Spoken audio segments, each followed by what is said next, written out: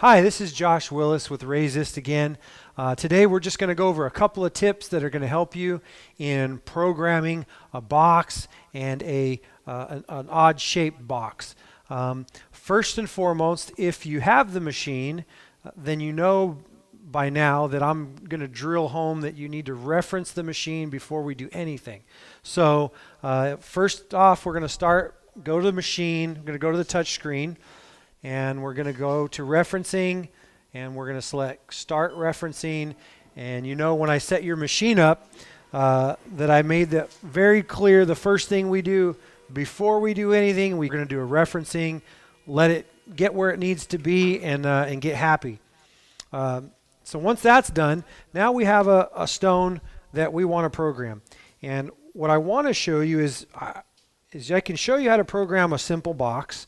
However, what I'm going to show you here is a box that is actually not just a square. We don't want to blast these areas right here. There's no need for that. We really just want to blast this area and this area. So what we're going to do is we're going to have an overlapping box that creates one big irregular shaped box. So the first thing that I like to do that's going to save a little bit of time is find out where my box needs to be. I can always guess with the laser light, but then I might end up cutting off a section. So what I'm going to do is start right here, and I know that I need to go from here, and I have the top of Jesus's head. That's going to be here. So this X right here is going to be my first spot that I'm going to start from. Now, I like to use a Sharpie to mark everything.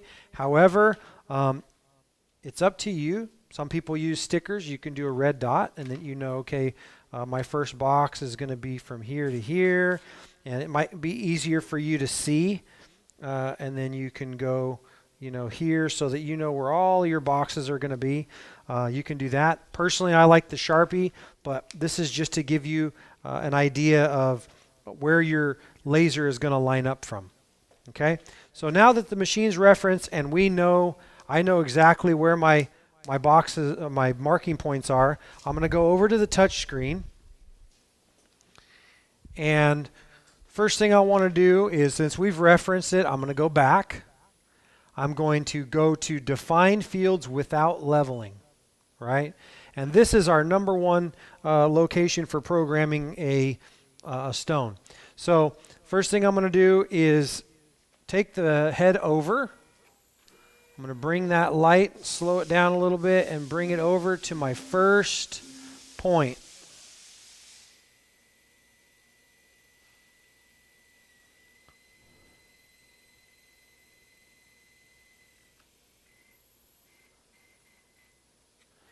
And now, kind of got it where I like it. At that point, I want to go ahead and just accept that. Right? When I hit accept, that light's going to start to flash. That flashing light tells me that it's looking for its next location. So my next spot is just going to be right down here, right there at the corner.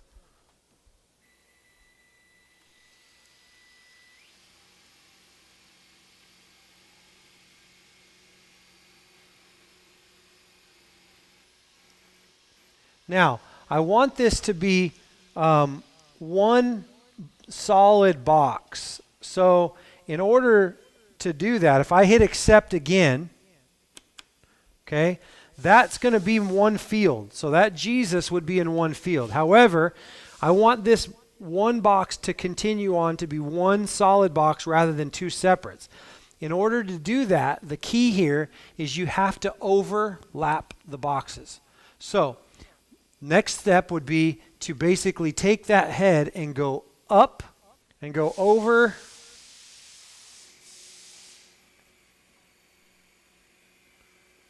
So I'm overlapping the box that I just made. Now, before I hit accept, I want to make sure I do not go to another field. So what I'm going to do is go ahead and accept that. That light's going to start flashing again. Now keep in mind, as long as I don't change from field 1 to field 2, this is going to be one box. Going to go down. Make sure that's covered. And I'm going to go over, light still flashing, to my final point here.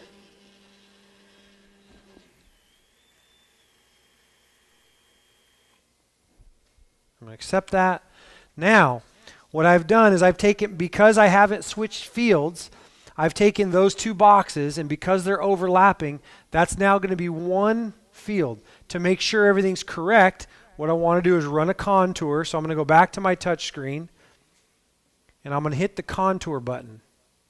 And what that's going to do is it's going to go ahead and run, and I'm going to look at my laser light to make sure that everything is inside the box.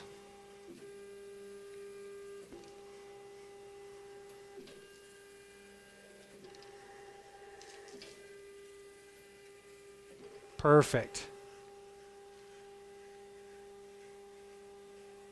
Nice. So that is how we do a irregular shaped box. If that was a cross, we would do the same thing. We're going to start at the top, go down, overlap, do the next size box, overlap, the next size box, and as long as we don't switch from field 1 to field 2, that box will end up being whatever shape we need it to be.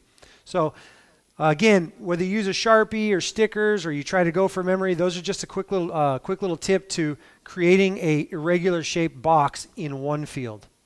Once again, Josh Willis with Resist. If you have any questions, we'd be glad to help you.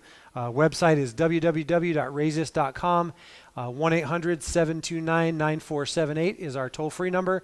And again, you can email us anytime at info@resist.com.